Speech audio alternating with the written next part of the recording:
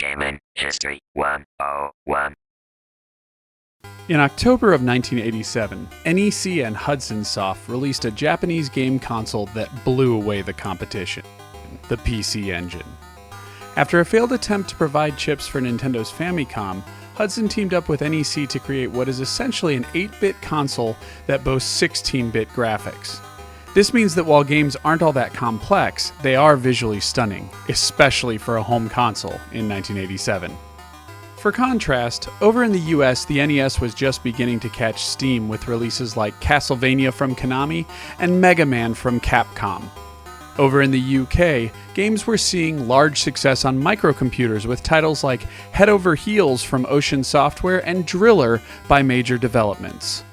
When you compare launch PC Engine titles like Kato and Ken, or JJ and Jeff as it would later release in the West, or Victory Run, it's clear that the PC Engine is way ahead of its peers. This was exactly what NEC and Hudson had hoped for, a console that would compete gameplay-wise with the 8-bit generation, but with much better graphics.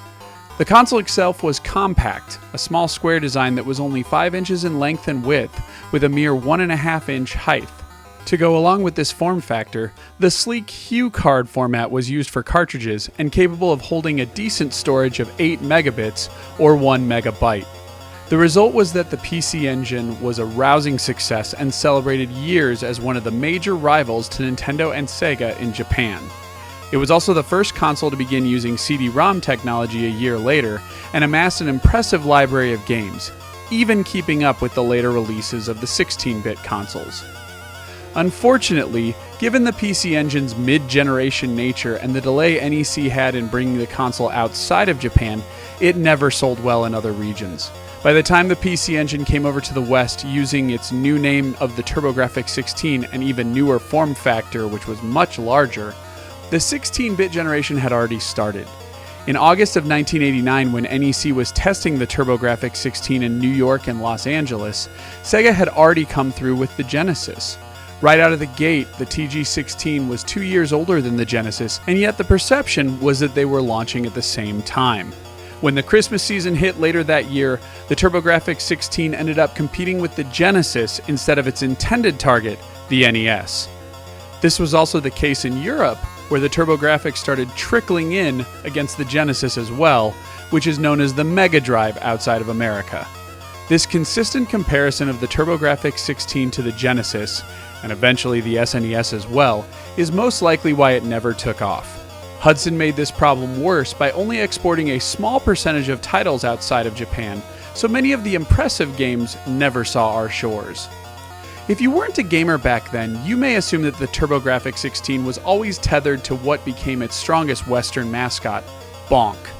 While Bonk's adventure would go on to be quite popular in the US, it didn't release until 1990, almost a year after the premiere of the Turbografx-16. Nope, the pack-in game, and the one any owner in the early 90s played consistently, was Keith Courage in Alpha Zones. Just looking at the box art on the way home from Toys R Us invoked both excitement and curiosity in my young brain. Who was Keith Courage? What did those monsters on the cover look like when rendered in-game? Where were the Alpha Zones? While the instruction booklet did its best to set up a story, playing the actual game was a different thing altogether. You see, this is what Keith Courage looked like. And these are the enemies he's fighting. Not quite what you're expecting, was it? Then, halfway through the level, he finds a rainbow well and suddenly becomes a robot. We couldn't figure out what was going on.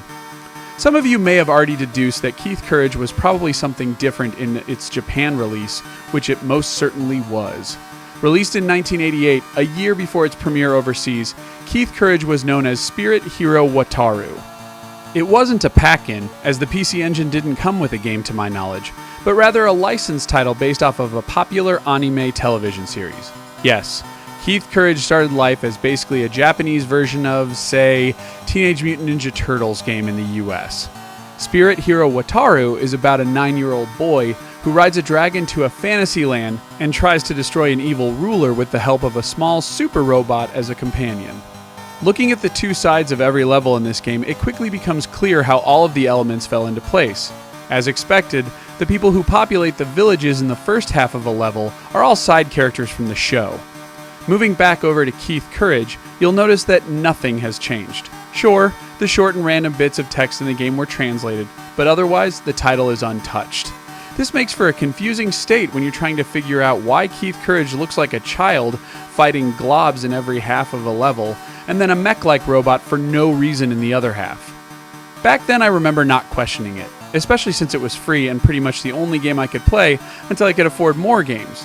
And to be fair, the box art was often not a good reflection of actual gameplay in many games.